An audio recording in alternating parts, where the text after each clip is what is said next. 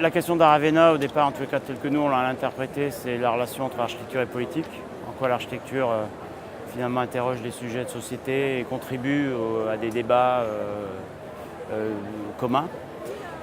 Donc c'est une très belle question, évidemment. Donc l'hypothèse qu'on fait, c'est une double hypothèse, c'est de dire l'architecture, à la fois les créatrices de richesses, y compris dans des endroits qu'on montre où on ne l'attend pas, où on n'attend pas de ces richesses, ni même l'architecture d'ailleurs, d'une part, et que d'autre part, à chaque fois qu'il y a ce travail collectif, parce que c'est toujours un travail collectif, il y a création de richesses non monétaires, supplémentaires, qui sont cette vie démocratique, ces échanges, cette capacité à partager des choses et à finalement valoriser les savoir-faire, transmettre des choses, etc.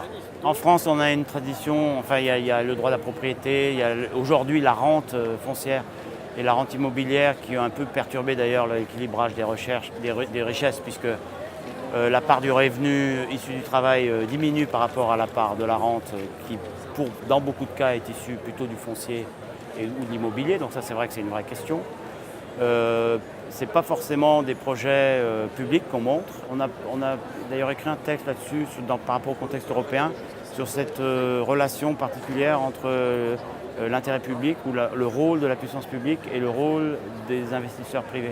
Donc on peut très bien lier une réflexion extrêmement sur le tissu économique, sur comment on fabrique les choses, de qui le fait, en quoi ça favorise la dynamique en fait, économique d'une région, sans forcément opposer la question des politiques publiques et la question de l'investissement privé. Au contraire, c'est ce qu'on essaie de montrer, en tout cas dans un certain nombre de situations.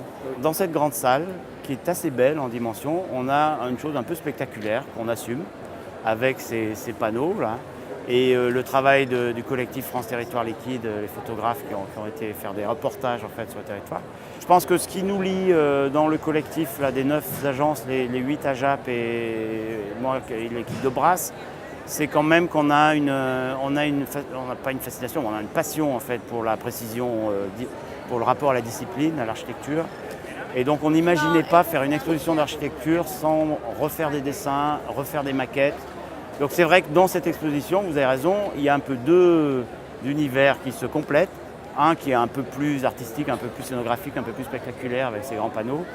Et puis un qui est plus traditionnel où en fait c'est des prototypes, des maquettes, des perspectives, des dessins, des coupes, quoi.